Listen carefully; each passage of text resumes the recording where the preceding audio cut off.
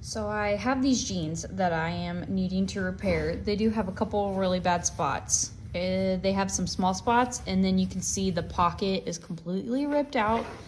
And then there's another smaller spot here.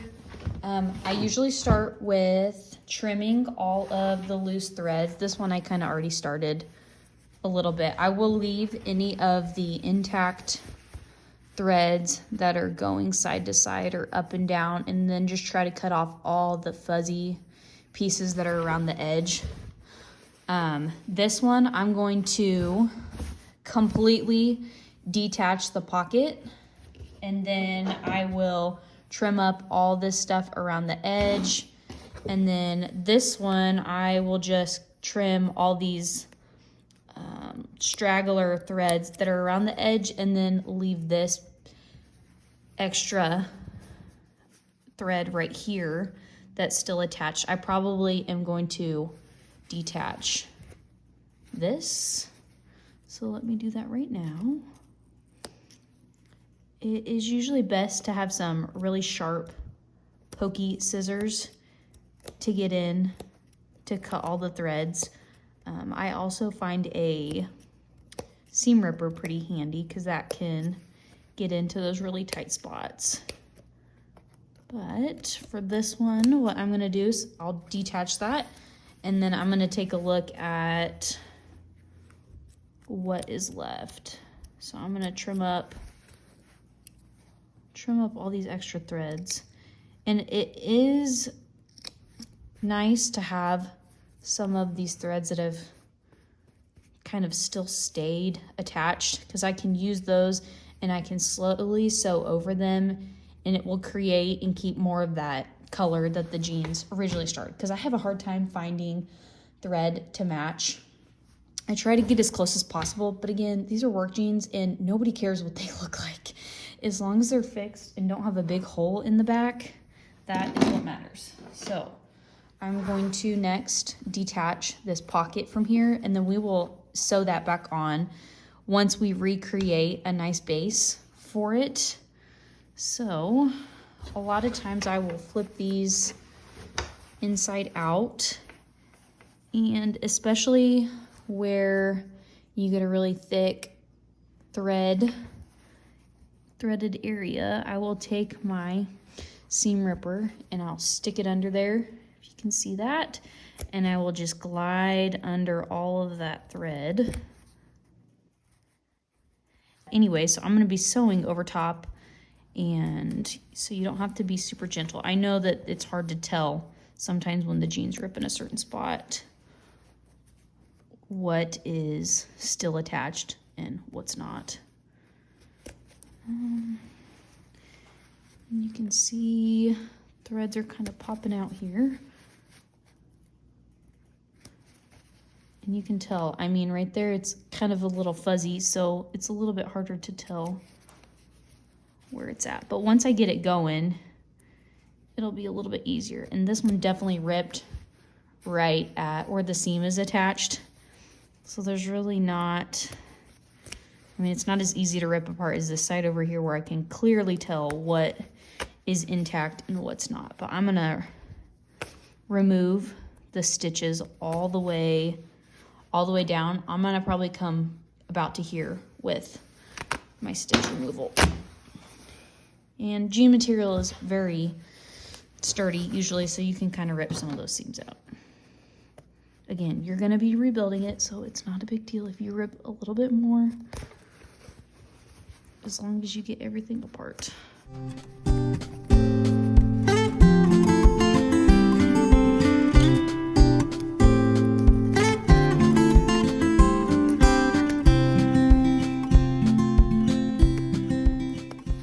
Okay, so my jeans are ripped out probably a little bit further than what I said.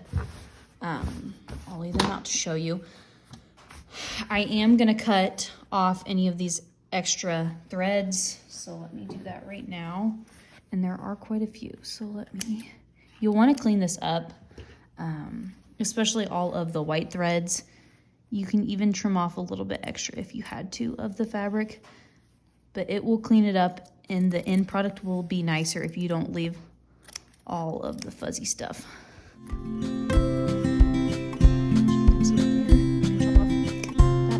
Edge.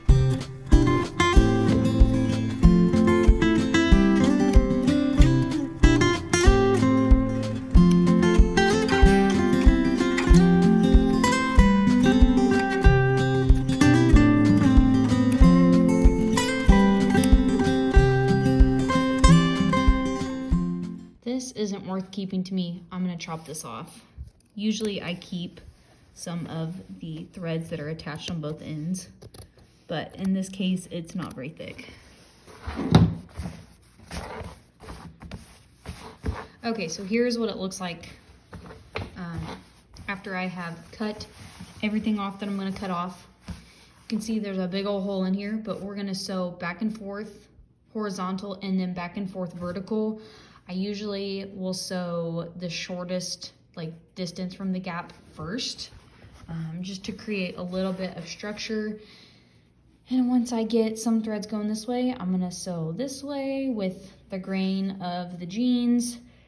And you'll just keep going till you fill it in pretty much completely. And I do like to finish it off with lines going with the grain of the jeans because it tends to blend a little bit better. I mean, it's not gonna blend 100% just because we are definitely patching these and my color isn't gonna be perfect. I mean, you can see what color the jeans started with versus what they are now. But this will do the job. Make these jeans so that they are usable again. Other than a really good pair of scissors and a seam ripper, and sometimes I do use some small little cutters with a nice sharp point on them, I do recommend using an embroidery hoop of some sort. This one, I did take the piece out right here that kind of attaches it together because then it makes it a little bit more flexible. This isn't a very big embroidery hoop. I have a ruler around here somewhere I could show you about how big it is. That's about how big my embroidery hoop is. This is just a really cheap one I bought.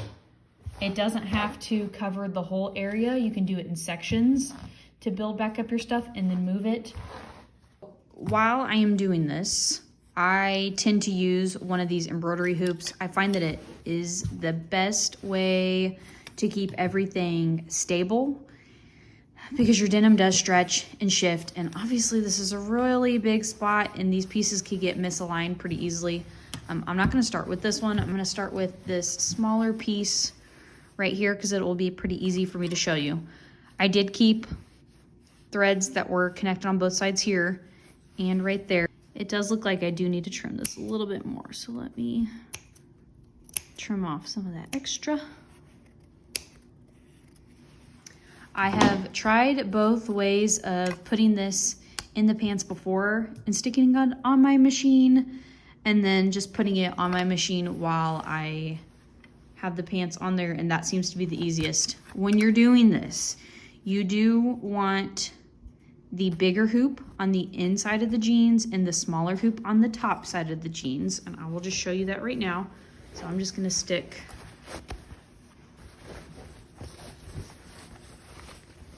my bigger hoop in here, and you kind of want, if you can, to center that hole in the hoop.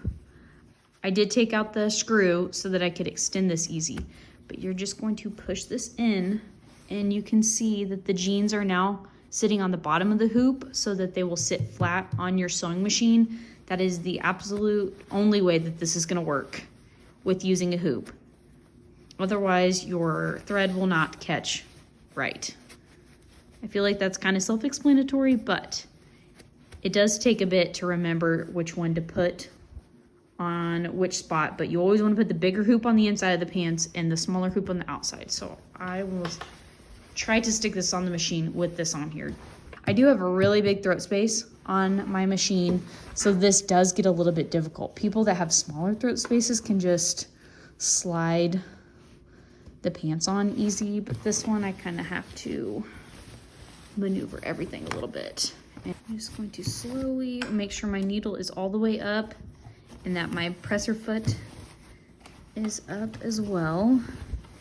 You want to make sure that you're only sewing through one layer of jean fabric I mean, you can see right there, that's the back. So I have to move that out of the way because I don't want to sew that on by accident. So I'm gonna lift up my presser foot. Sorry about the wiggling camera. And I am gonna have to adjust this because this is no longer in the center of my hoops. But, so I'm just gonna pop this off and pull my pants so that the bad part that I need to fix is about in the middle. And you wanna make sure you're not stretching everything. I mean, you can kind of see there's a curve to this right here, so I will try to adjust everything and make it look flat. Sometimes you'll get bunching in here, and all you have to do is simply tug a little bit on the edges to flatten everything out. I will start going back and forth both ways on this. And you want to go in small sections because my little foot that I have on here, it will slide under this if I'm not careful. My stitch length is at 0 on my machine. My presser foot is going to be all the way down. My feed dogs I took off, and I'm just using the free motion quilting settings that people would use on their quilts. So I'm just gonna show you then back and forth what I do.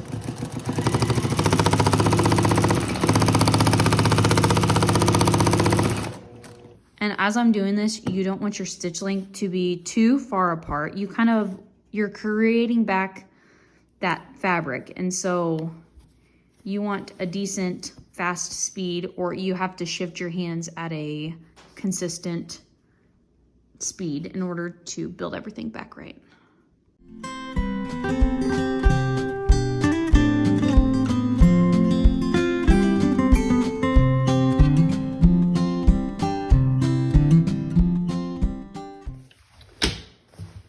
So this is what the finished piece looks like. There's no more hole.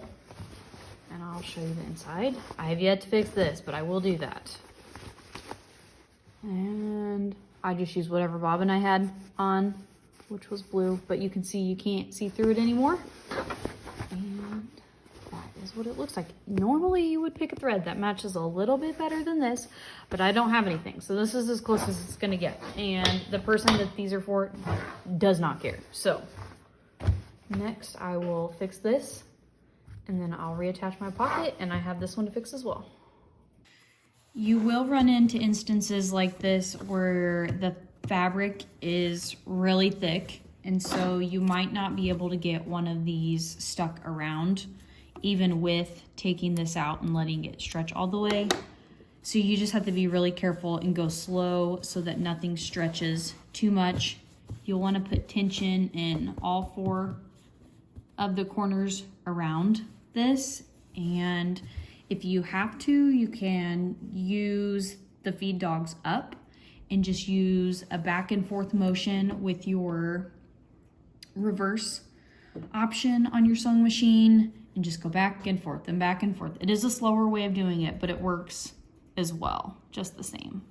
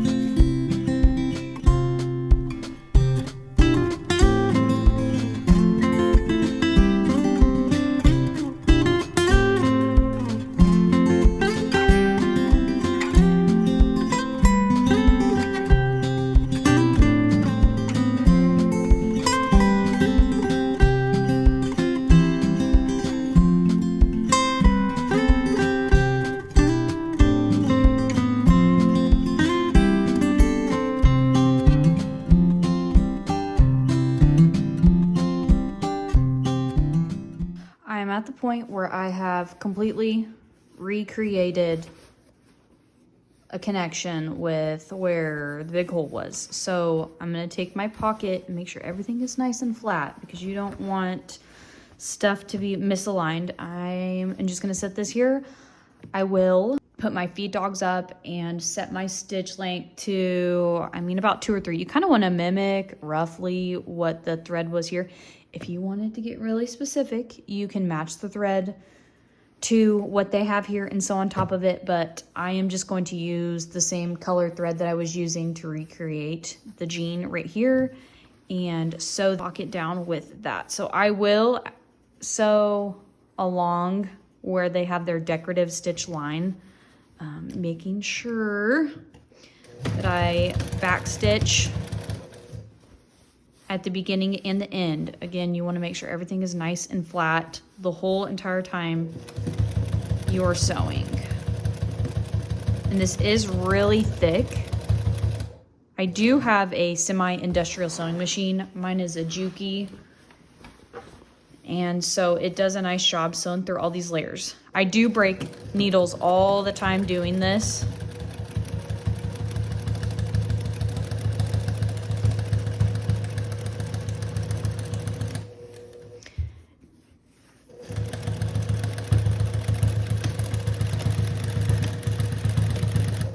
Once I get to this corner, I am gonna sew along the rectangle here, making sure to reinforce along that edge.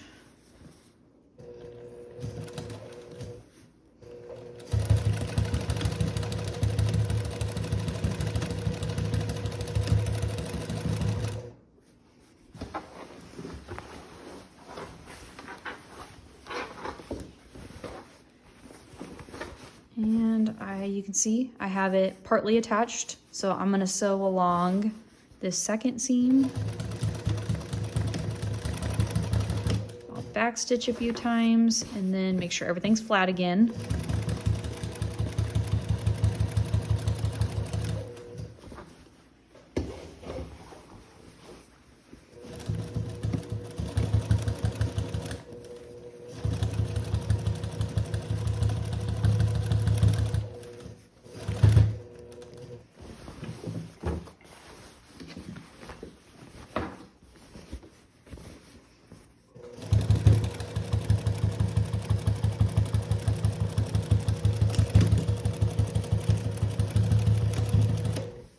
Stitch at the beginning and the end just to make sure everything on the pockets is reattached. So, push my machine out of the way. This is the end product. Again, not perfect, but I think that looks pretty good. It does the job. I mean, you can't barely tell that there was a big old rip here. Obviously from the inside, I did use a darker thread. I was able to find this Metler brand denim dock thread. This is the darker version. I did have a lighter version, but that's usually the one I would use up first, was the lighter one, just because most of the jeans I'm working on are faded. I do like to use, if it is denim, if I'm using a lighter color top thread, I do like to use a darker color bottom thread because it kind of does mimic that variation in the fabric of this. Sometimes I'll use a variegated thread, but again, it's really hard to find a thread that's muted enough to match the jean color. But you can see all my repairs here and here, and then there was a spot in one of the legs that I repaired too. It was on the back side. That, which you can tell on this one, I didn't use the darker thread on the bottom. I had showed that before. I just used whatever was on my machine, which was like a aqua blue.